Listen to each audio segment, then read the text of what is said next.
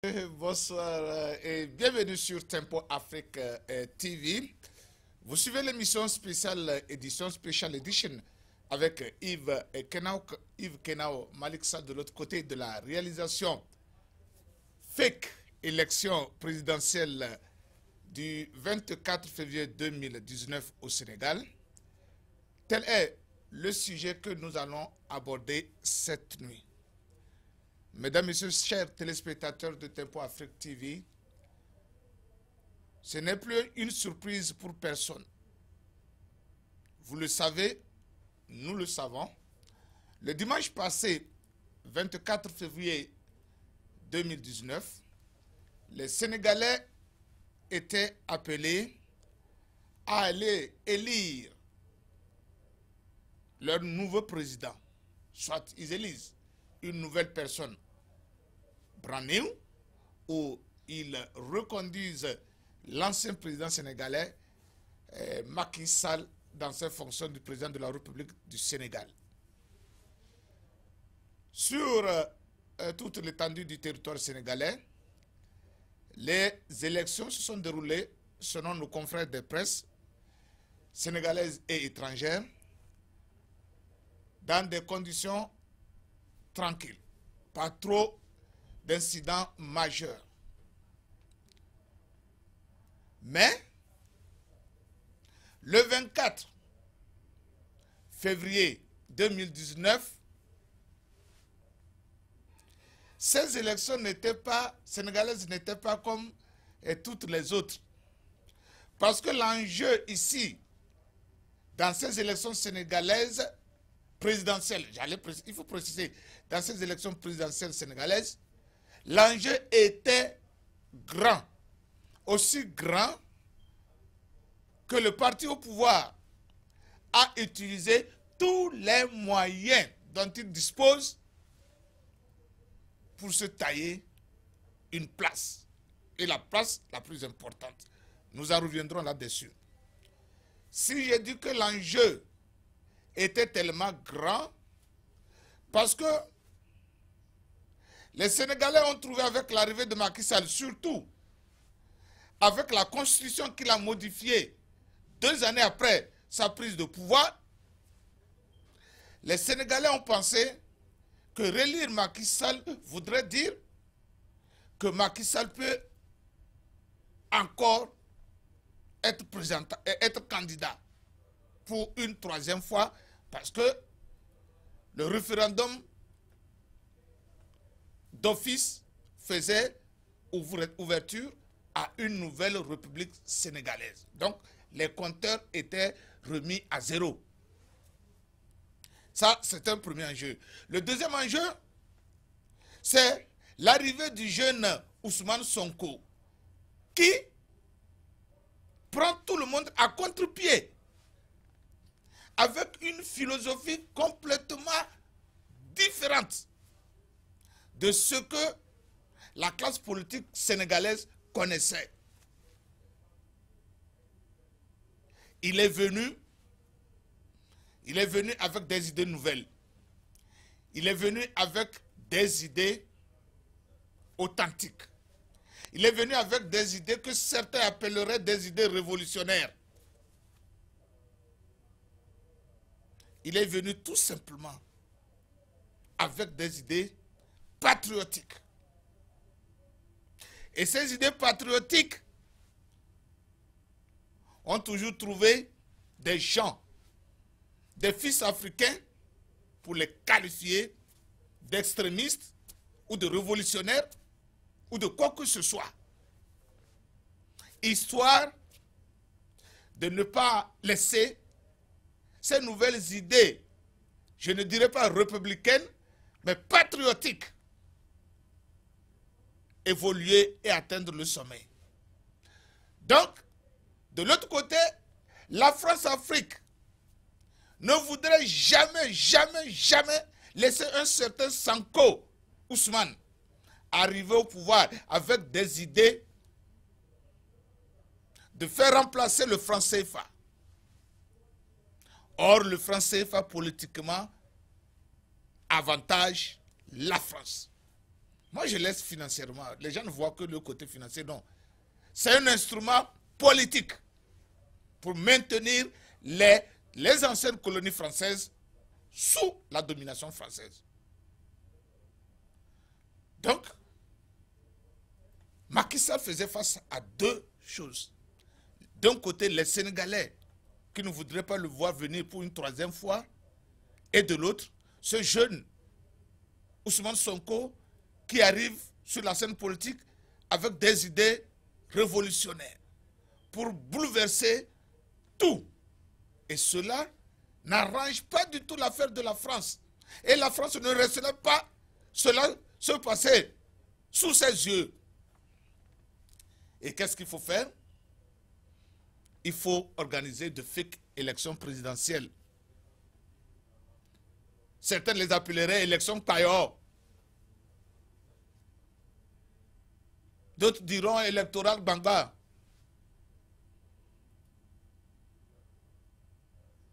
Sinon, chaque fois, depuis le temps où le vieux Wade a été élu, les résultats des élections sénégalaises sont connus le même jour, la nuit, dans la nuit profonde. Les Sénégalais connaissent déjà qui est leur président.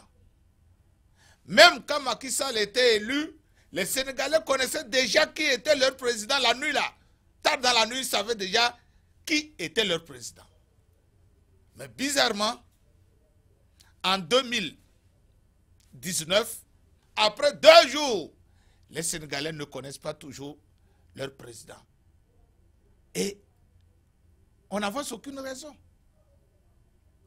La seule raison qu'on avance, c'est que la commission chargée de la publication des résultats n'est pas encore prête. Et comment se fait-il que les 2 dernières élections présidentielles, les Sénégalais ont connu les résultats de leur président avant 2 jours?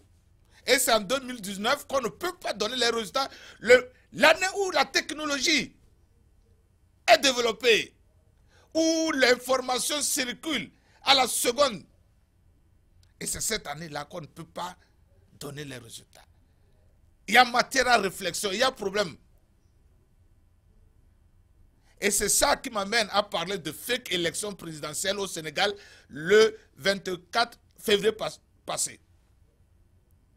Vous savez, j'ai toujours dit que l'Afrique ne peut sortir que si elle rompt avec toutes les organisations internationales. Quand je dis cela, je parle de tout. De l'ONU, de la Banque mondiale, du FMI. Sinon, des vaillants fils comme Ousmane Sonko ne peuvent pas arriver au sommet. Ils vont beau avoir la volonté, ils seront étouffés. Ils seront étouffés par leurs propres frères africains, sous prétexte qui n'est pas élu. Vous savez, Macky Sall ne pouvait pas interdire Sonko d'aller aux élections, parce qu'il a déjà interdit 2 autres d'aller. Sinon, on allait passer par tous les moyens pour interdire le jeune Sonko de présenter ses élections. Les élections du dimanche passé doivent réveiller tous les Africains patriotes.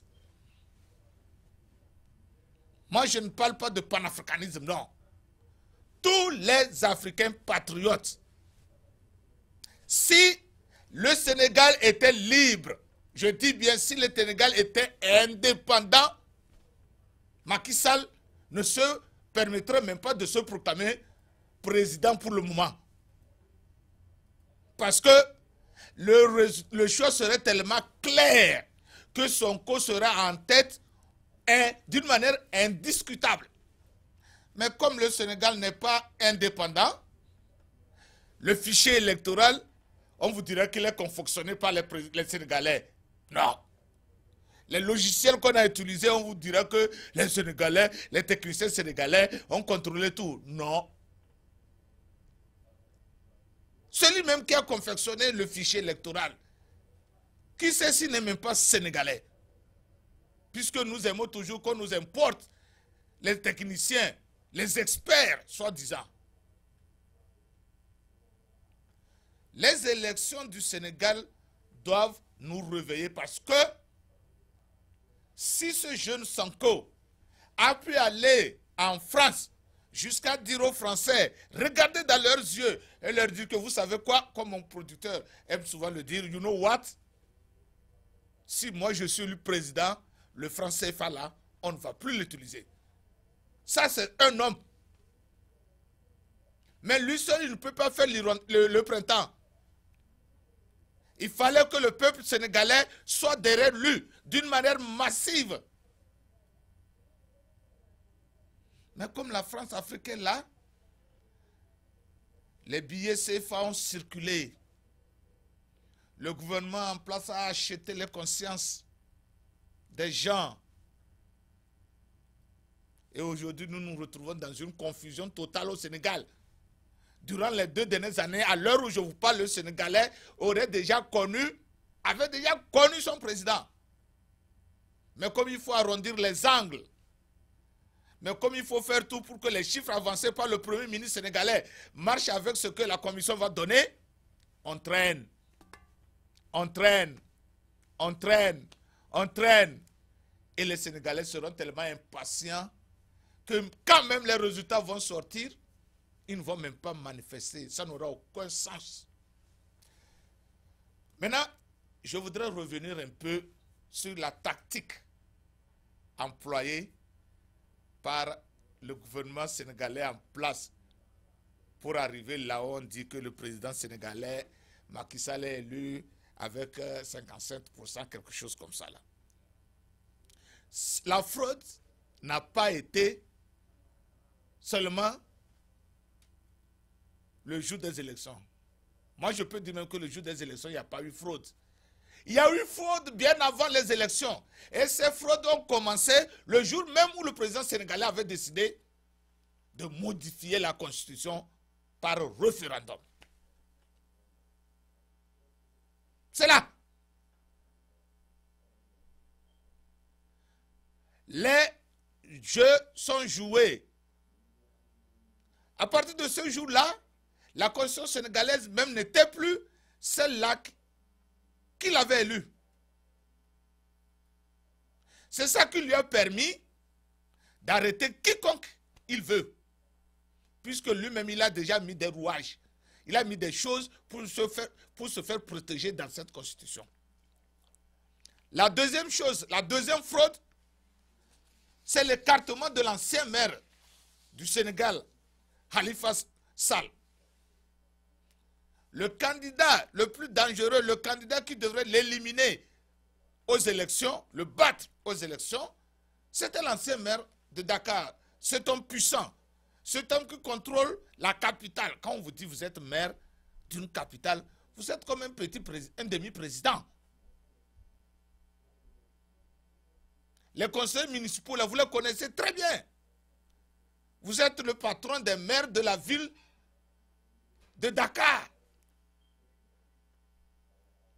Celui-là, il maîtrise les éléments de base, puisque le président de la République. C'est celui-là, le poids lourd de l'opposition, que Macky Sall a attaqué premièrement. Il a accusé de tout, il a enfermé.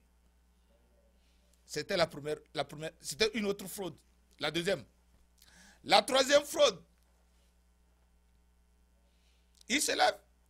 L'autre candidat qui pouvait lui constituer un danger était le fils de l'ancien président Wade, Karim Wade. Il trouve un moyen pour accuser Karim Wade et il l'envoie en exil. Moi, je l'appelle cela exil. Et il l'envoie en exil. Après, il le juge, il fait des manigances, il dit qu'il a jugé et il dit qu'il le condamne.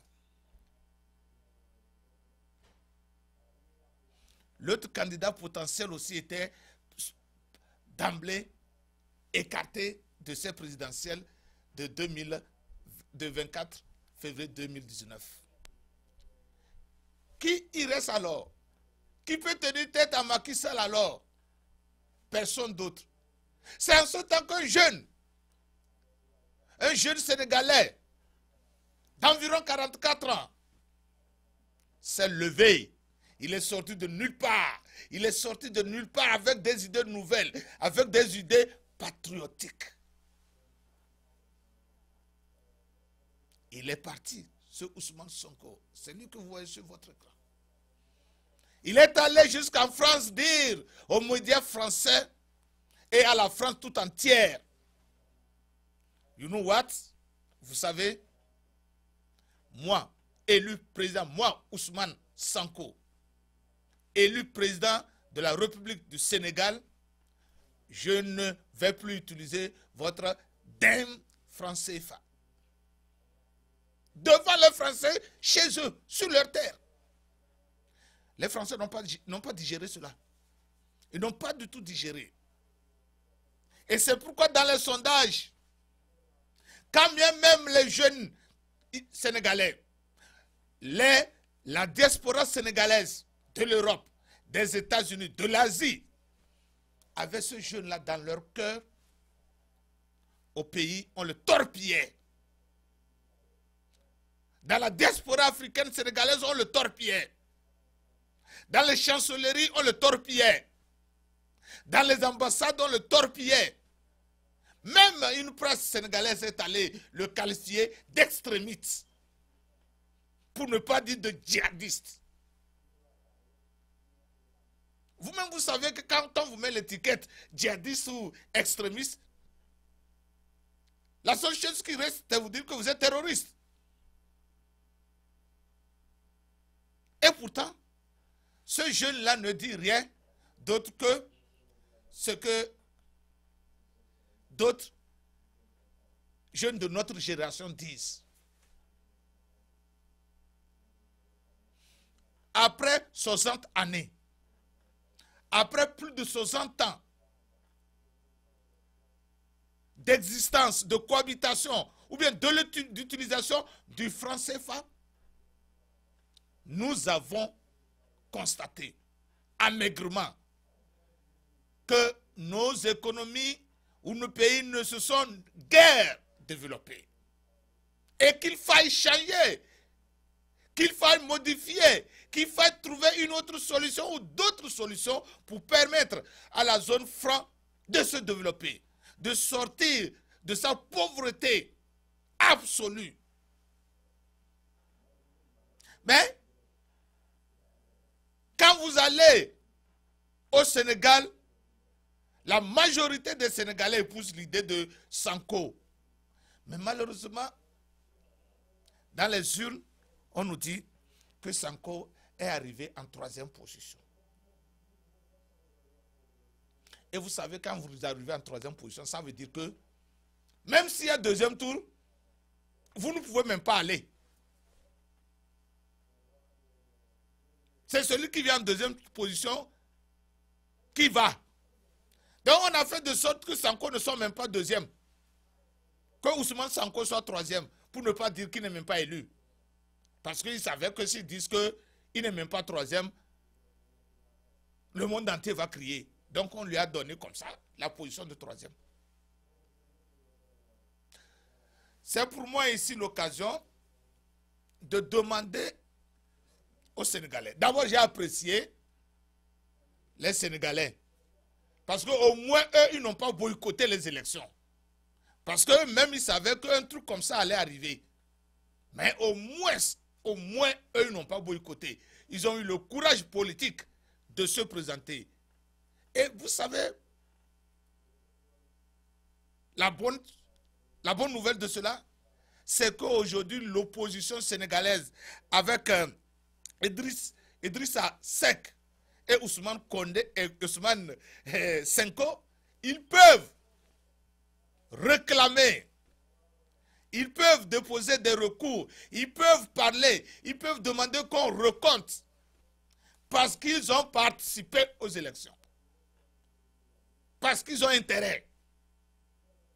Et c'est le lieu pour moi ici de demander à la commission électorale, celle qui va proclamer les résultats, d'être franche et de permettre qu'il y ait le second tour. Mais les résultats que nous avons écoutés de la bouche d'un premier ministre, je vous dis bien, tenez-vous bien, hein, ceci-là c'est au Togo que ça se passait. C'est au Togo que les ministres proclament les résultats des présidentielles. Hein? Et ça c'est depuis 1998. J'avais jamais pensé que dans un pays de démocratie par excellence en Afrique comme le Sénégal, un premier ministre va se permettre de sortir devant la télévision nationale pour proclamer son candidat gagnant et de surcroît avec des chiffres à l'appui. Vous voyez? Vous voyez comment le Sénégal a régressé au niveau de la démocratie au temps d'un démocrate élu, Macky Sall. Même au temps de Senghor, on n'avait pas connu ceci. Au temps de Diouf, on n'a pas connu ceci. Le plus jeune président sénégalais élu arrive au pouvoir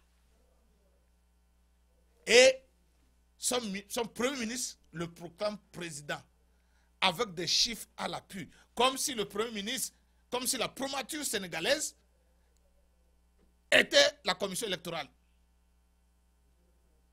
Vous voyez comment on peut dire que ce sont des élections fake, ce sont des présidentielles préfabriquées, de fausses présidentielles. Ça n'honore pas le Sénégal. Macky Sall, tu es en train de barrer la route à toute la jeunesse africaine qui se dit démocrate, parce que à partir de vous, avec vous, on se pose la question, ceux-là même qui disent qu'ils vont faire mieux que Macky Sall, est-ce qu'ils le feront? Parce que vous représentez un système et j'apprends que vous allez voyager demain pour aller en France. C'est pour aller sceller votre victoire. C'est pour aller demander à la France ce qu'il faut faire. C'est pour aller, si c'est pour aller demander à la France que vous allez autoriser le second tour, je vous applaudis. Chapeau. Mais si c'est pour demander à la France comment faire pour corser les deux autres opposants, je vous demande de rester plutôt au Sénégal. Votre cour constitutionnelle, votre conseil constitutionnel va le faire à votre place. Ne vous déplacez pas. Économisez cet argent-là des contribuables sénégalais pour développer un projet. Donc, c'est le lieu pour moi ici d'appeler à la conscience de tous les Africains. Ça se passe partout, ce n'est pas au Sénégal seul. Regardez ce que Boari est en train de fabriquer chez lui au Nigeria. Boari, que les gens avaient pris comme un exemple de démocrate. C'est trop. Regardez au côté du Togo, le Bénin. Regardez le Togo. Ce ne sont que des jeunes. Alors, chers Africains, si au Sénégal, il n'y a pas de deuxième tour, je vous dis, je vous interpelle, vous tous, chers Africains. Si au Sénégal, il n'y a pas de deuxième tour, s'il vous plaît, vaut mieux tard que jamais.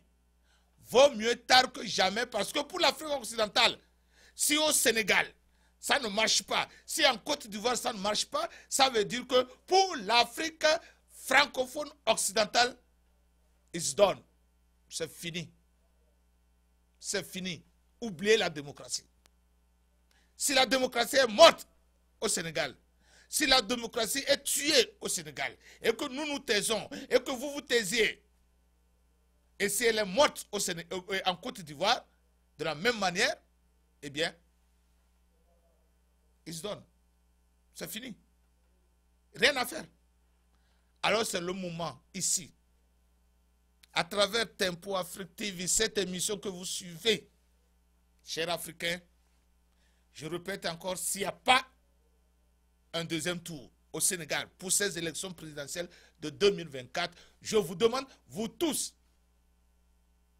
de couper chacun à son niveau avec toutes les institutions internationales.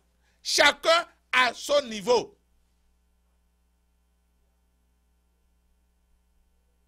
Vous allez me dire que c'est difficile. Vous allez me dire qu'on est au 21e siècle. Vous allez me dire qu'on est déjà dedans. Je ne veux pas faire comme l'autruche. Mouillé. On dit, oh, je suis déjà mouillé, je continue. Non. Je vais prendre refuge. Je vais retourner. Me faire sécher. Et quand la pluie va cesser, le temps de me faire sécher, la pluie va cesser. Et maintenant, je vais sortir beaucoup plus fort. Je vous demande, chacun à son niveau, de rompre avec toutes les institutions internationales. Politique comme monétaire. Pour dire à ces puissances qui manipulent nos frères africains contre nous-mêmes de savoir que nous connaissons. Nous avons découvert le secret. Et que le pouvoir soit rendu au peuple. C'est eux-mêmes qui ont enseigné aux Africains que la démocratie, c'est le pouvoir du peuple par le peuple. Mais comme par hasard, c'est en Afrique aussi que le pouvoir du peuple, là, qui devrait être au peuple, n'est pas au peuple. Il est aux dirigeants.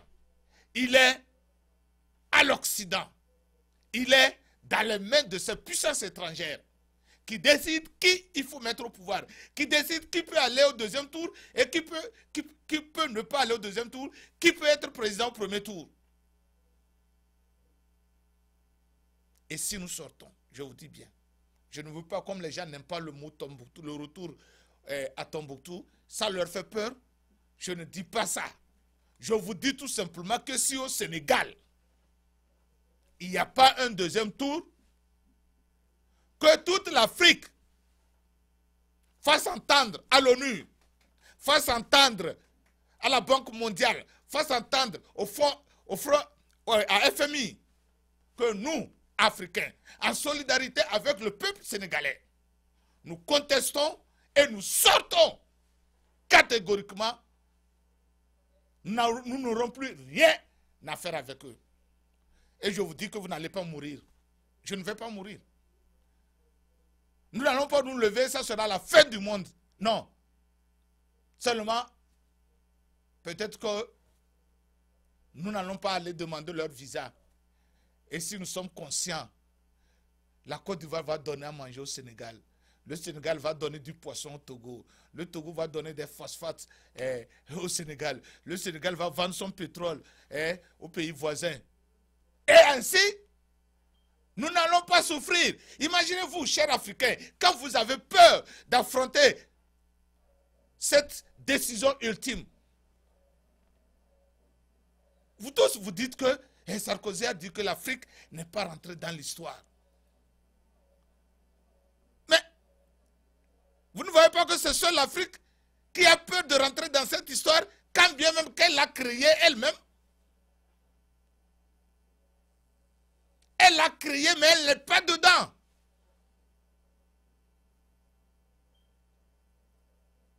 Vous comprenez? Si vous créez quelque chose que vous abandonnez et quelqu'un d'autre l'entretient, ce n'est plus à vous. Alors c'est le moment de prendre cette décision courageuse. Si au Sénégal, il n'y a pas un deuxième tour, je dis bien, hein, si au Sénégal, il n'y a pas un deuxième tour, parce que derrière les élections du Sénégal se trouve aussi le franc CFA. C'est le moment, et je le dis pour la jeunesse africaine, c'est le moment, s'il vous plaît, c'est le moment. It's now, c'est maintenant ou à jamais. Cette année 2019, c'est ça. Ne laissez pas qu'on trouve des moyens pour éteindre des gens comme Sonko, comme Semi, Keba et d'autres. Nous n'allons pas toujours produire ceux-là. On les produit très rarement. Très rarement. Depuis la mort de Gaddafi et la mort de Sankara, c'est en 2019 qu'on a parlé de gens comme Semi Keba et des gens comme Senko Ousmane. Et le Togolais, l'ancien ministre togolais de l'économie et des choses là. Kako. C'est rare de les produire. C'est rare de les produire. Alors, c'est le moment, chers Africains, chers patriotes africains, c'est le moment. Réclamez votre indépendance. Réclamez-la et d'une manière haute et forte. Je m'en fous quand les gens se mettent derrière qui sont activistes. Ça ne conduit nulle part. Quand les gens disent qu'ils marchent dans les ambassades, ça ne conduit nulle part. Nous n'avons pas besoin de prendre les armes. Nous n'avons pas besoin. Mais ce dont nous avons besoin, c'est un courage collectif. C'est un courage collectif de dire à ces toubabs-là, dites-leur bien, ces toubabs, que hey, you know what, nous sortons. Nous rompons avec vous. D'une manière collective. Mais, sinon, si nous ne le faisons pas, nos frères comme Senko, Ousmane Sanko, n'iront nulle part. Ils ne vont pas atteindre le sommet pour faire jaillir notre espoir. Ils ne vont pas atteindre le sommet. Des gens comme Semi Keba, ils ne vont pas atteindre le sommet parce qu'il y aura toujours ces soi-disant progressistes évoluer avec le blanc pour atteindre ce que nous voulons. Il y aura toujours ces hommes-là que le blanc va financer pour qu'ils barrent la route à ces patriotes. Alors, chers Sénégalais, battez-vous qui est le deuxième tour. Battez-vous qui est le deuxième tour. Battez-vous légalement, je dis bien, qui est le deuxième tour. Et avec ce deuxième tour-là, les yeux de nos ancêtres, les dieux sénégalais, seront avec le peuple sénégalais. Et que les toubabs, quel que soit l'argent qu'ils vont verser, quelles que soient les stratégies qu'ils vont mettre sur place, seront vaincus à jamais.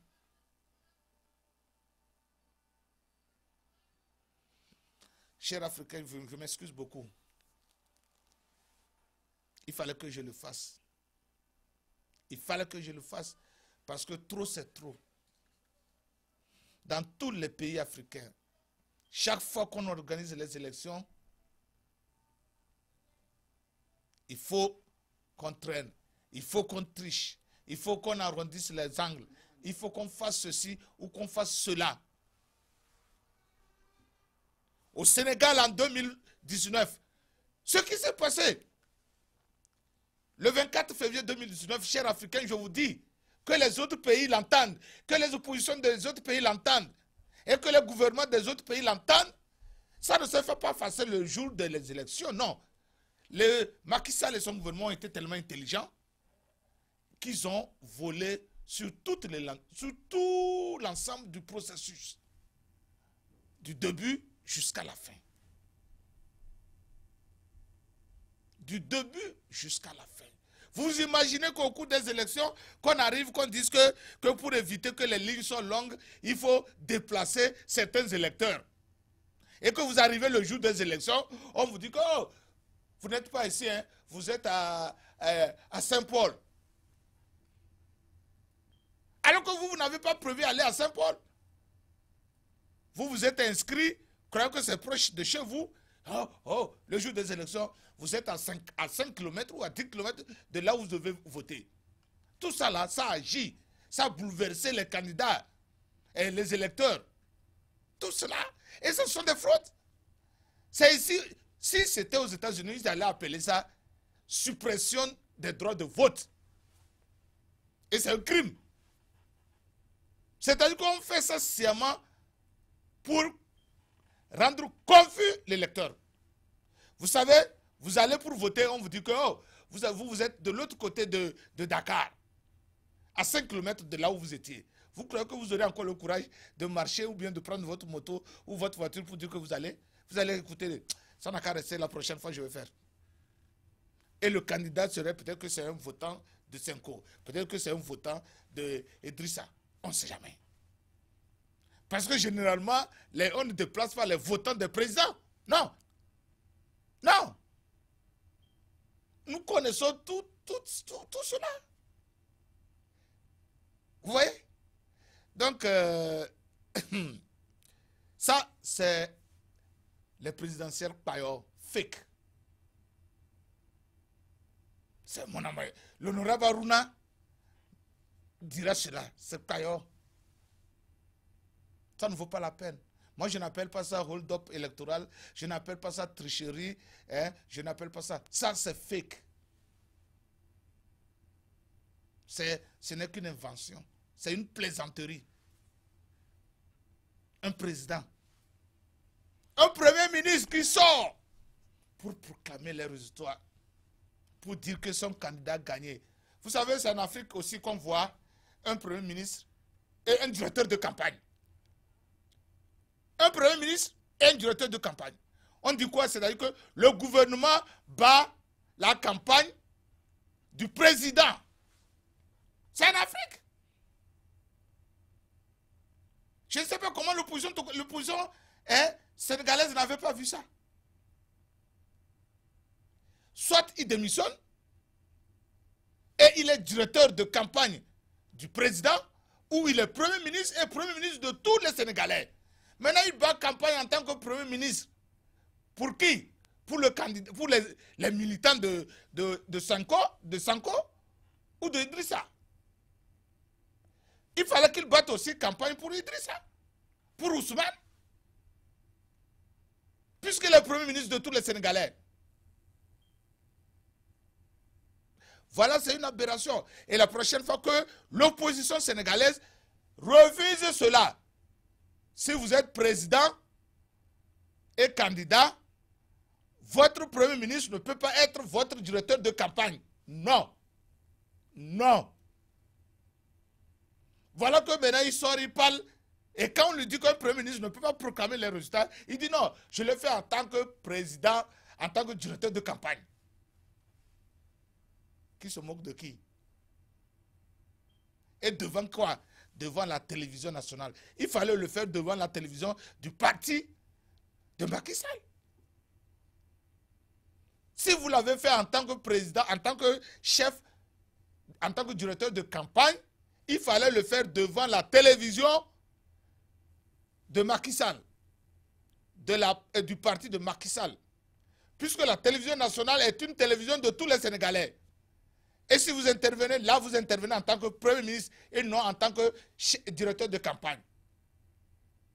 Ça encore, c'est un vice. Alors, chers Sénégalais, le vin n'est pas encore tiré. Rien n'est fait. Heureusement que ce Premier ministre n'a fait que donner son point de vue. Et que Sanko et Idrissa sont venus, Ousmane et Idrissa sont venus, tout simplement dire que le deuxième tour aura lieu selon les données à leur possession, selon les statistiques à leur possession.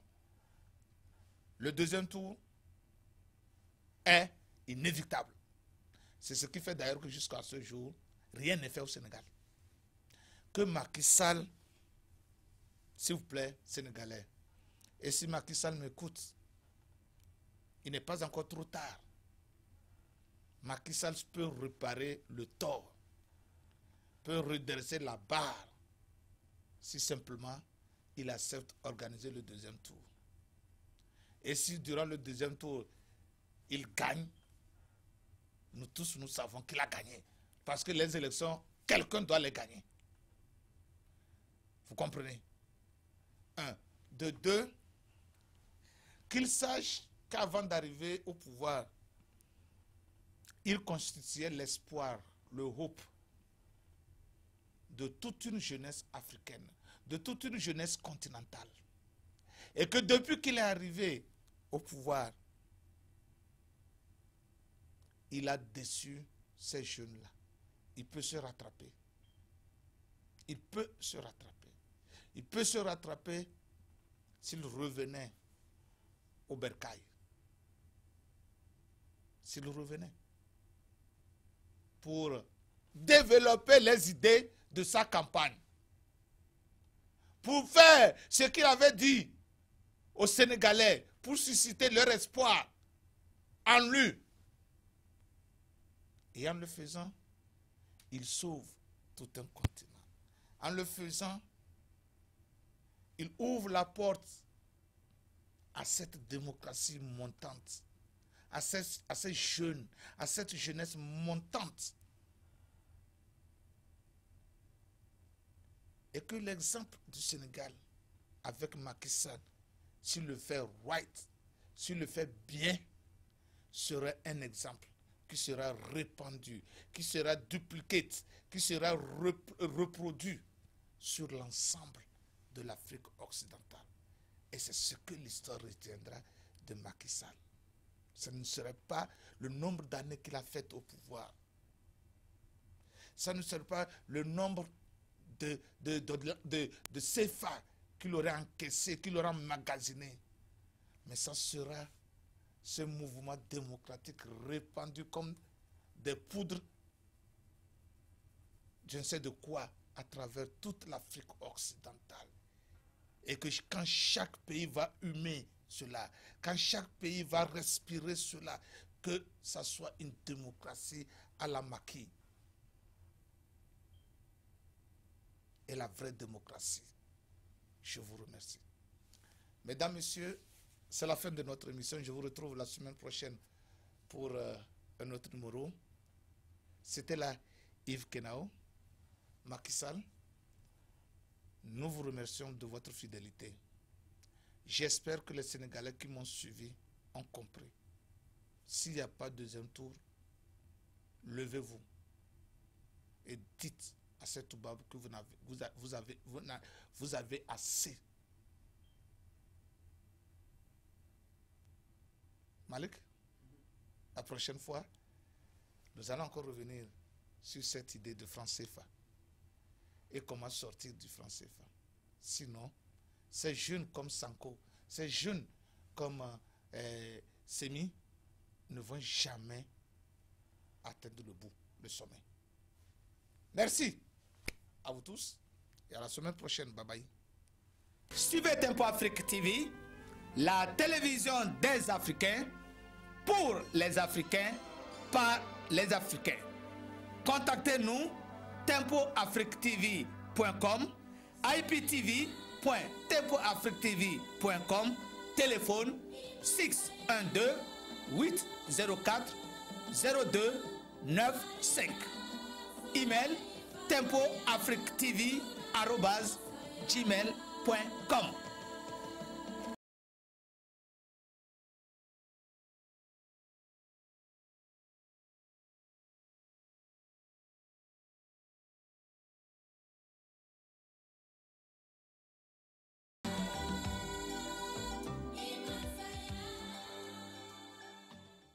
Du nouveau à Minneapolis, Tempo Afrique Travel. Vous voulez voyager? Achetez vos billets d'avion à l'agence de voyage Tempo Afrique Travel. Avec l'agence de voyage Tempo Afrique Travel, pas de problème de connexion, pas de problème de transfert de vol.